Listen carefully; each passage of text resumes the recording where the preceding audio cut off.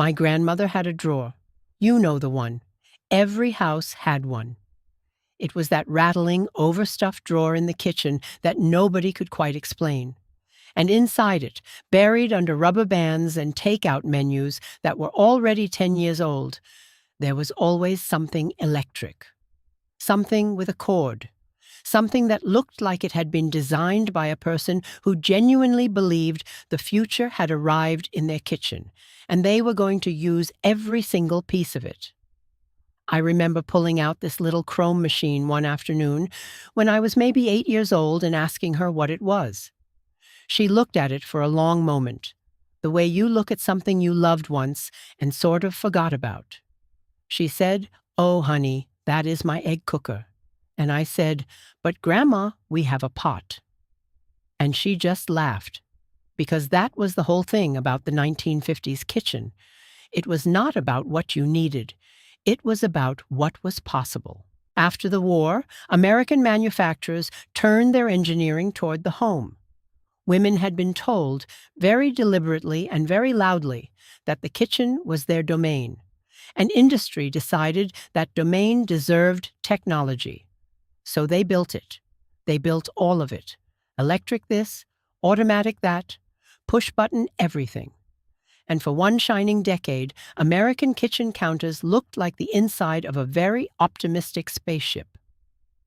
Today, we are going to open that drawer together. Coming up, we are going to walk through 25 of the strangest, most completely forgotten kitchen appliances that filled American homes in the 1950s. We will talk about the electric gadgets that promised to change everything, the combination machines that tried to do the work of an entire kitchen by themselves, the built-in wonders that got ripped out during renovations nobody has ever forgiven, and the real brand names behind all of it. Sunbeam, GA, Westinghouse, Hamilton Beach, and more. Grab your coffee. We are going back in. Let us start with the one that started this whole conversation for me, the electric egg cooker. Sunbeam made one that was genuinely beautiful. It was this little dome-shaped chrome thing that sat on your counter like a tiny flying saucer, and it cooked eggs to precise doneness using steam. Soft, medium, or hard. You added a measured amount of water, placed your eggs in the little rack, set the dial, and it beeped when it was done. Now you might be thinking, that is just a pot with a lid. And technically you are not wrong. But the marketing around these machines was something else entirely. Ads in magazines like Good Housekeeping showed women in pearls presenting perfectly cooked eggs as though they had performed surgery. The pitch was always the same. Why guess when science can know? The egg cooker told women that precision was possible and that they deserved it. Presto made a version too, a little more utilitarian, a little less glamorous. And for a while these things were everywhere. What happened to them? Microwave ovens happened. And then a general cultural shift toward the idea that cooking eggs was not actually that complicated. But for a solid decade, the electric egg cooker was a serious kitchen status symbol. My grandmother knew exactly what hers was worth. Here is one that sounds almost too good to be true. The automatic electric potato peeler. These were sold heavily in the early to mid-1950s, and they worked on an abrasion principle. You put your potatoes in a spinning drum lined with a rough abrasive surface, added a little water, turned it on, and the drum rotated and basically sanded the skin right off. The results were mixed at best. You lost a lot of potato along with the skin, and anything that was not perfectly round, which is most potatoes, came out looking a little rough around the edges. I always think about the poor woman standing there watching a perfectly good potato get sanded into a pebble. Rival made versions of these, and a few smaller manufacturers jumped in as well. The ads were aimed squarely at women cooking for large families, the kind of household where peeling a dozen potatoes on a Tuesday night was just a regular Tuesday. The promise was time. Always time. The reality was that these machines were loud. They were hard to clean, and a good peeler in experienced hands was honestly faster. By the early 1960s, the automatic potato peeler had mostly disappeared from home kitchens, though commercial versions survived in restaurant supply catalogs for decades longer. This one is my personal favorite because it feels so ahead of its time. Long before SodaStream became a thing you gave someone for Christmas, American families were obsessed with home carbonation. The soda siphon, or seltzer bottle, had been around since the Victorian era, but the 1950s versions got a serious upgrade. Waring, the brand famous for the blender, made countertop carbonation systems that were genuinely elegant. You filled a glass bottle with cold water, attached a CO2 cartridge, and pressed a lever to charge the water. Some setups came with flavored syrup dispensers so you could make your own sodas. The pitch was economy and sophistication at once. Why buy bottles when you can make your own? These were popular at home bars, which were themselves a massive 1950s trend, and they showed up at parties alongside the ice bucket and the cocktail shaker. What ended the home siphon craze was not technology, but economics. As bottled soda became cheaper and more varied, the effort of maintaining a home carbonation system stopped making sense. The cartridges ran out, the seals wore down, and the machine went into the back of the pantry. Sound familiar? The 1950s had a deep and abiding love for the combination appliance. Why have one machine when you could have one machine that does three things? The electric can opener was already a revelation on its own. Before the wall-mounted electric version, you were using a hand crank. And for a generation of women cooking for families of 5 or 6, opening a dozen cans a week by hand was real labor. GE and Hamilton Beach both made iconic wall-mounted electric can openers that became fixtures in American kitchens. But the manufacturers could not stop there. They added bottle openers. They added knife sharpeners. Some models had a little magnet that caught the lid so it did not fall into your soup. That magnet detail is so thoughtful, it almost makes me emotional. Hamilton Beach, in particular, became known for these multifunction countertop units that looked like small chrome command centers. The combination versions, the ones with all the attachments and the chrome and the little extra functions, those are the ones sitting in antique malls now with price tags that make you do a double take. Here is a machine that sounds like it should still exist and somehow does not. The automatic pancake maker. Dormeyer, a Chicago-based appliance company that does not get nearly enough credit, made one of the most ambitious versions of this. The idea was simple in theory. You mixed your batter, poured it into a reservoir, and the machine dispensed and cooked perfectly round, perfectly even pancakes at the push of a button.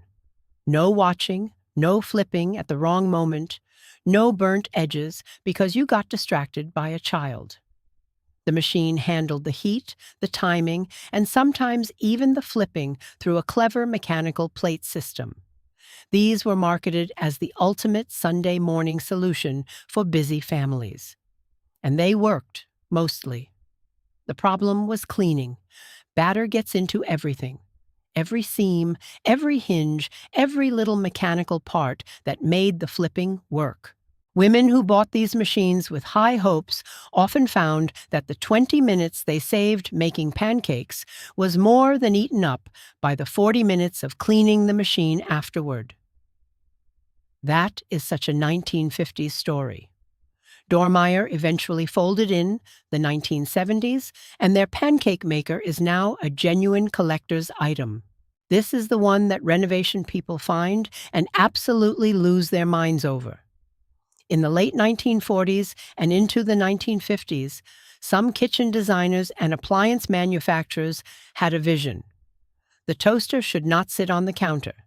It should be the counter.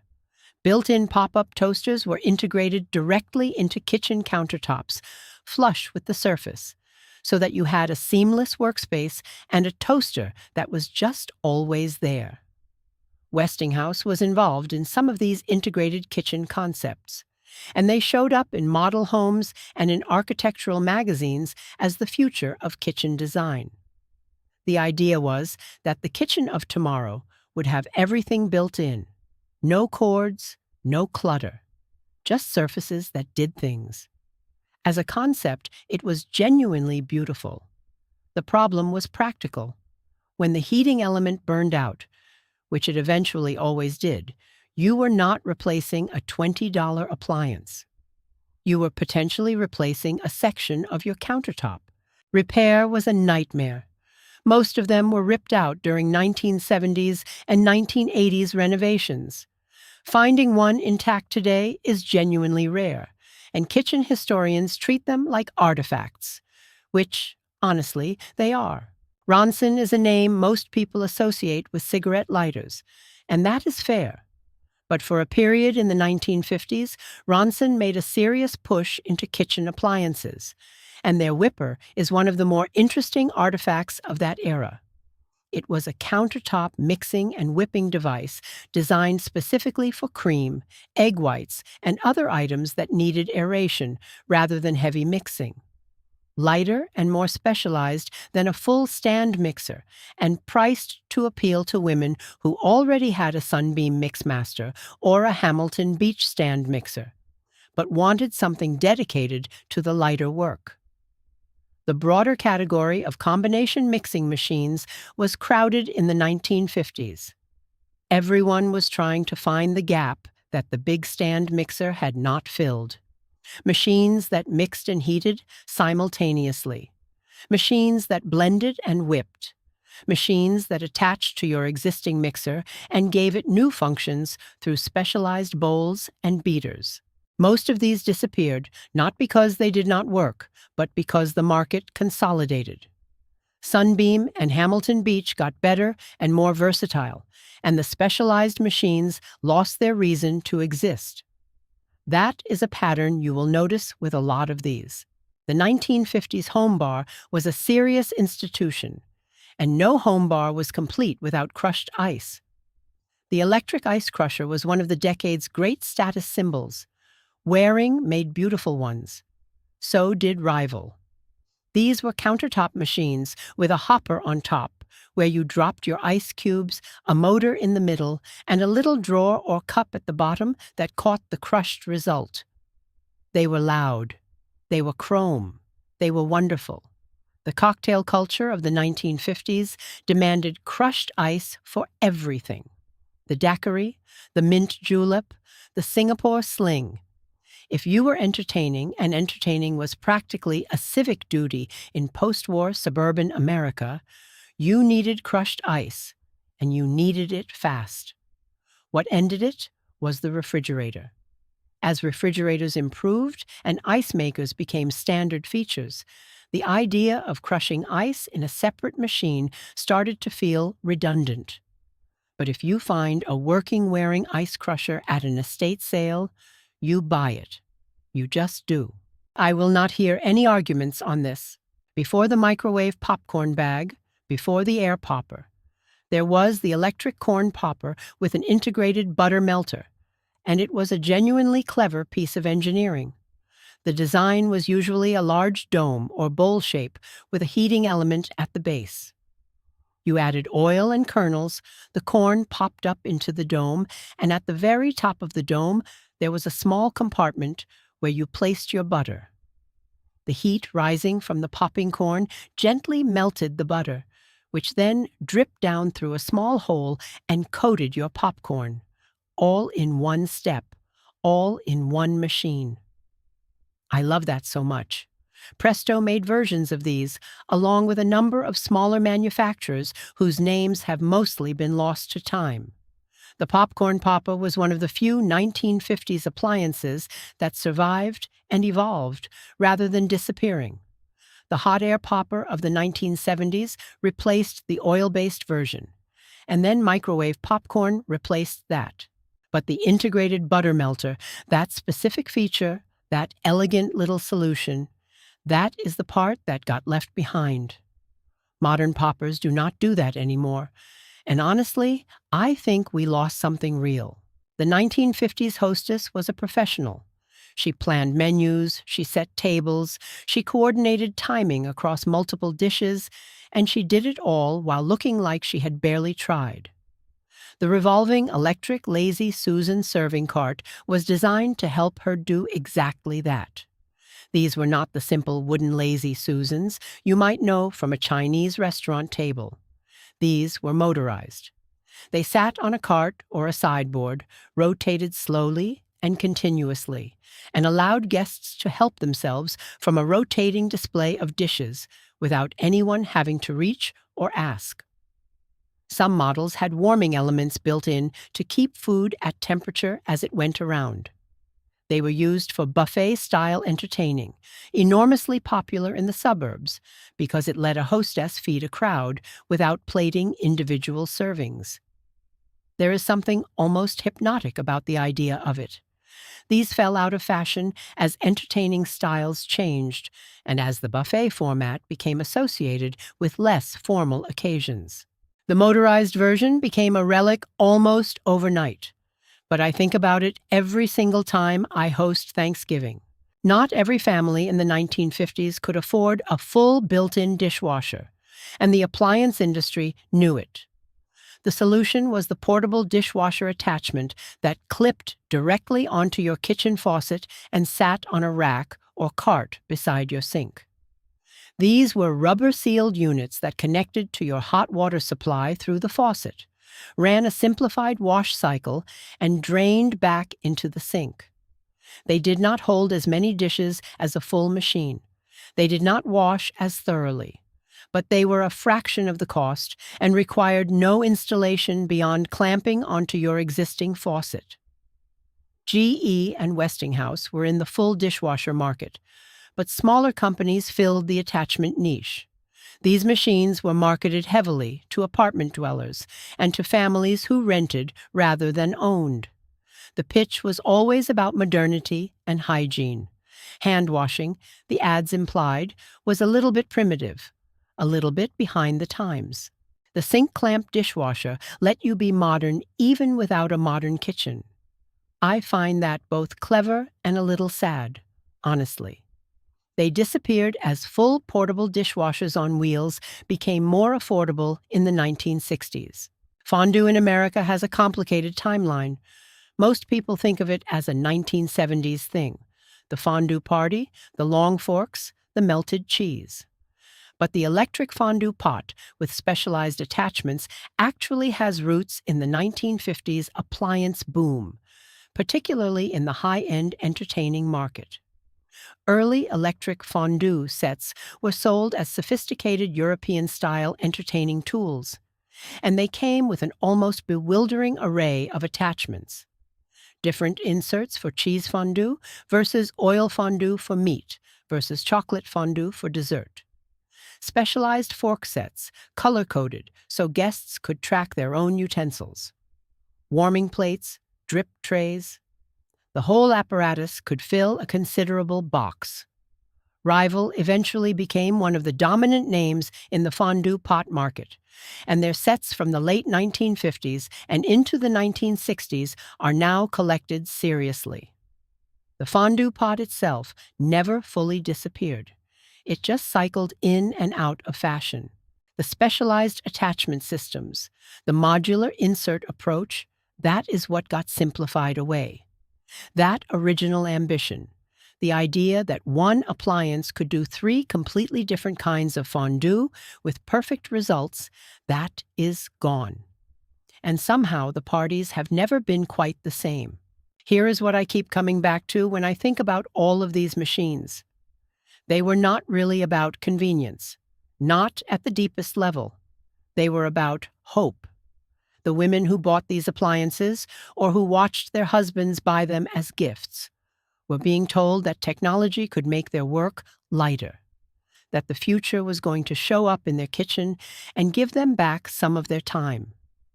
Some of these machines delivered on that promise.